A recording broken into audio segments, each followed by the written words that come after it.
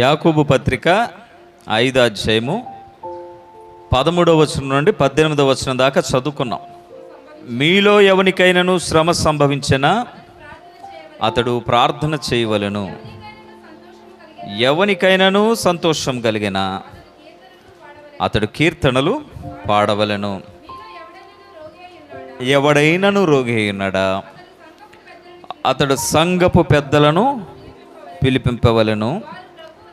వారు ప్రభువు నామమున అతనికి నూనె రాచి అతని కొరకు ప్రార్థన చేయవలెను. విశ్వాస సహితమైన ప్రార్థన ఆ రోగిని స్వస్థపరచును. ప్రభు అతని లేపును. అతడు పాపములు చేసిన వాడైతే పాప క్షమాపణ కూడా అతనికి దొరుకుతుంది. మీ పాపములు ఒకనితో ఒకడు ఒప్పుకొనడి, మీరు స్వస్థత పొందినట్లు ఒకని కొరకు ఒకడు ప్రార్థన చేయుడి. నీతిమంతుని విజ్ఞాపన మనపూర్వకమైనదై బహుబలము గలదై ఉండును. ఏలియా మన వంటి స్వభావం గల మనుష్యుడే. వర్షింపకుండునట్లు అతడు ఆసక్తితో ప్రార్థన చేయగా 3.5 సంవత్సరముల వరకు భూమి మీద వర్షింపలేదు.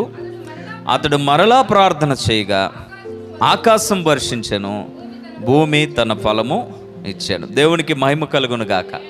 సో ఒక చోట ఈ టాపిక్ని మనం మొదలు పెట్టుకున్నాం. ఎక్కడ మొదలు పెట్టుకున్నాము అంటే, మన జీవితంలో మన స్పిరిచువల్ మూమెంట్స్ ఏవైతే ఉన్నాయో అవి ఒకేలాగా ఉండకూడదు, అవి అప్గ్రేడ్ అవుతూ ఉండాలి, అవి ఎదుగుతూ ఉండాలి అనే దాని కొరకు మనం ప్రారంభించుకున్నాం. ఆత్మీయ స్థితి ఎదగడానికి మార్గం ఏది అంటే ప్రార్థన. ఒక వ్యక్తి ఎదిగాడు అని చెప్పడానికి సూచన ఏంటి అంటే స్తుతించే అనుభవం, స్తుతి చేసే అనుభవం. మనమందరము స్తుతి చేసే అనుభవంలోనికి వచ్చాము అంటే ఒక రకంగా చెప్పాలంటే ఆత్మీయతలో కాస్తో కోస్తో సీనియర్లమని అర్థం. స్తుతి చేయడం అంటే పాటతో స్వరం కలపడం కాదు. స్తుతి చేయడం అంటే లోన ఉల్లాసముతో దేవునికి కనెక్ట్ అవ్వడం, దేవుని స్తుతించడం, దేవుని మహింపరచడం. స్తుతి చేయడం అంటే ఆయన చేసిన కార్యములను పొగడడం, దేవునికి స్తోత్రం. ఇప్పుడు చిన్న పాప పాడింది పాట, చెప్పలేను బాబోయ్ ప్రభు గొప్పతనాన్ని. ఏమేం చేశాడు? కానా విందులో నీళ్లను వైన్ చేశాడు. 5 రొట్టెలు 2 చేపలను 5,000కి ఇచ్చేసాడు.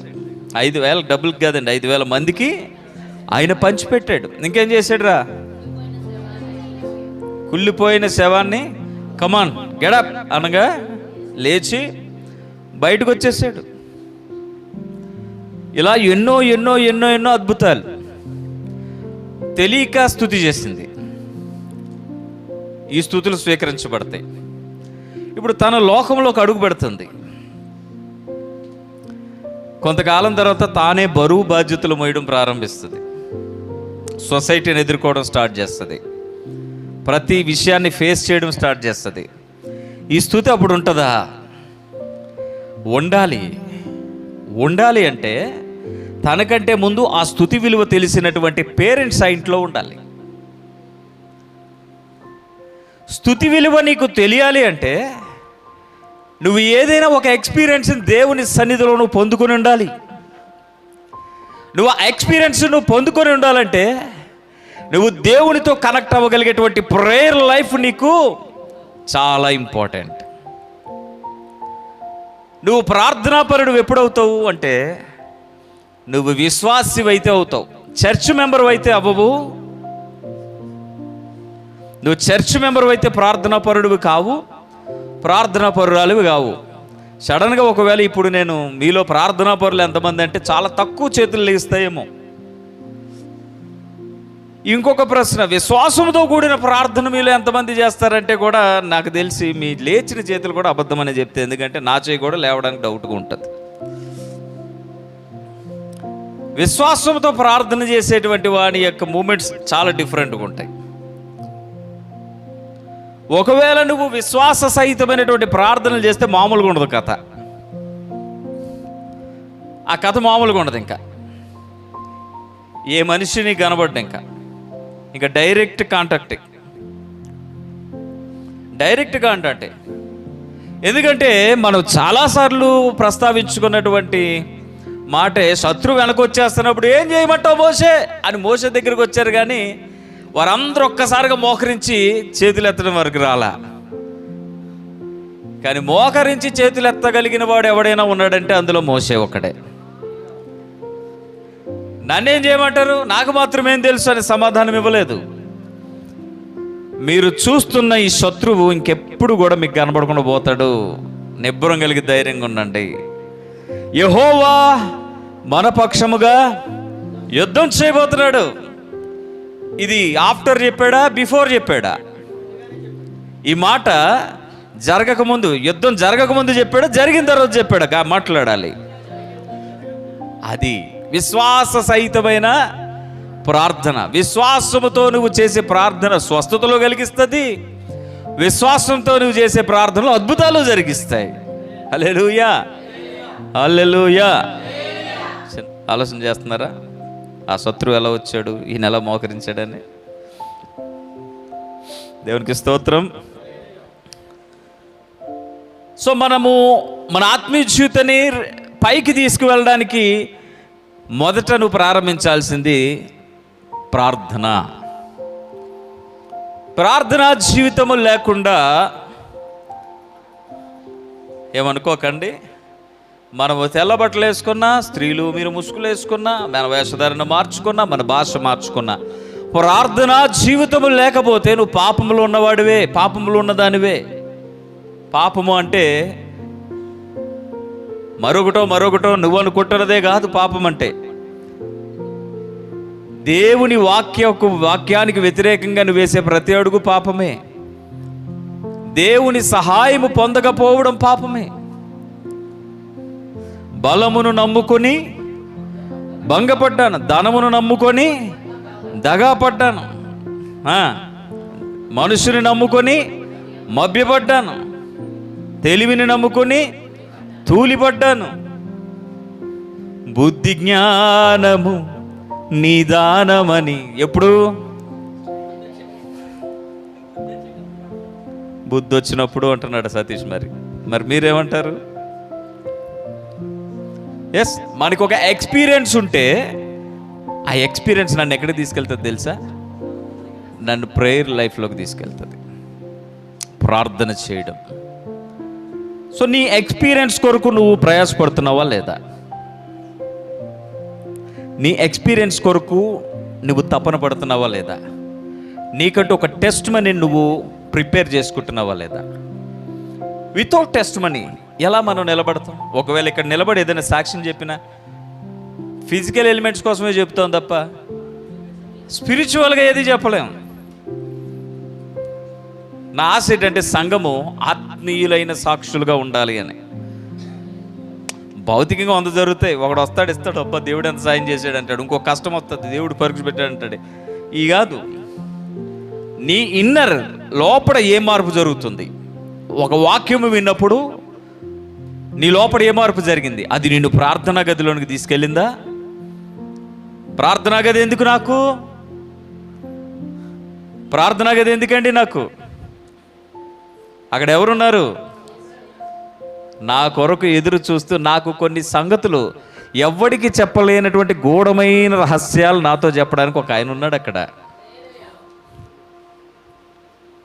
నా కొడుకు చాలా మంది దగ్గర కీబోర్డు నేర్చుకోవడానికి కొద్దిసేపు కొన్ని రోజులు కూర్చునేటోడు.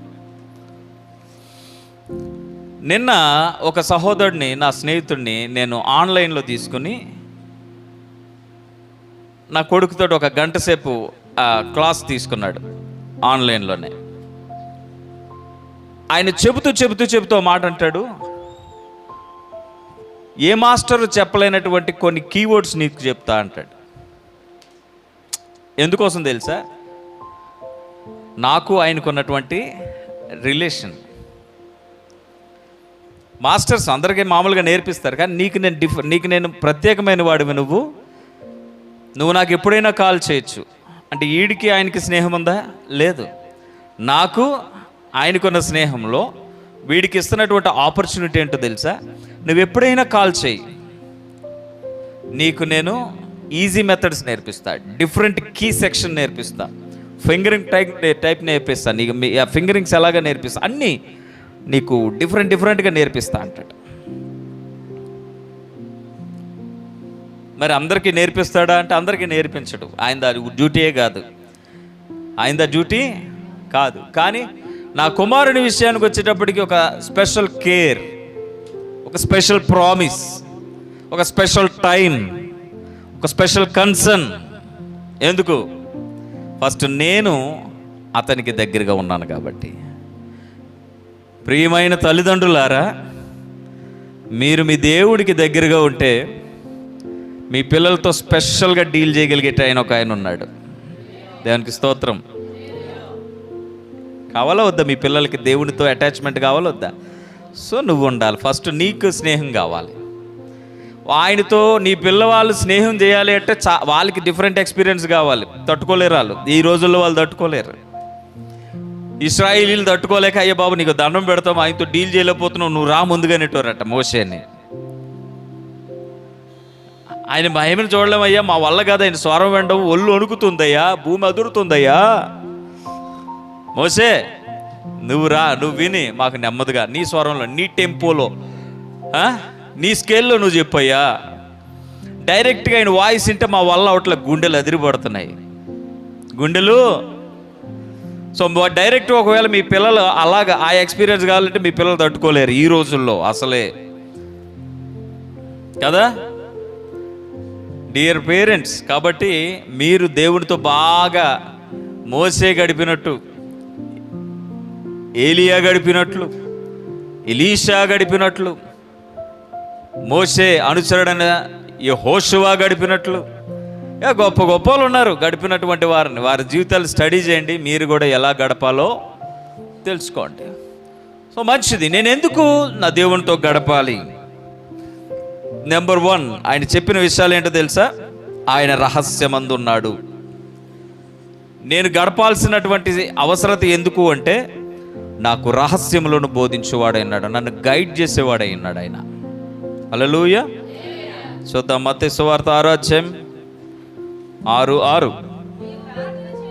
నీవు ప్రార్థన చేయనప్పుడు నీ గది అంటే పర్సనల్ ప్లేస్ అని అర్థం. నీ గది అంటే వ్యక్తిగతం అని అర్థం, పర్సనల్. నీ గదిలోనికి వెళ్ళి తలుపు వేసి రహస్యమందున్న నీ తండ్రికి ప్రార్థన చేయి, అప్పుడు రహస్యమందు చూచు నీ తండ్రి. అది నీకు ప్రతిఫలం మీన్స్ నీకు రిప్లై ఇస్తాడు. అక్కడ నువ్వు అప్లై చేస్తావు, ఆయన రిప్లై ఇస్తాడు. నీ అప్లై చేసే మనసు నీ దగ్గర లేదు, నీకు సప్లై ఉండదు, నీకు రిప్లై ఉండదు. అర్థమవుతుందా? సో అప్లై అంటే అర్థం ఏంటంటే ప్రేయర్ లైఫ్. ప్రార్థన చెయ్యి. మీకు ఇంతకుముందు చెప్పాను, ఆ ప్రార్థనా జీవితంలో మీరు అత్యధికంగా కలిగి ఉండాల్సింది కుటుంబ ప్రార్థన. నెక్స్ట్ లెవెల్ ఏంటి? నెక్స్ట్ లెవెల్ ఏంటంటే ఏకాంత ప్రార్థన.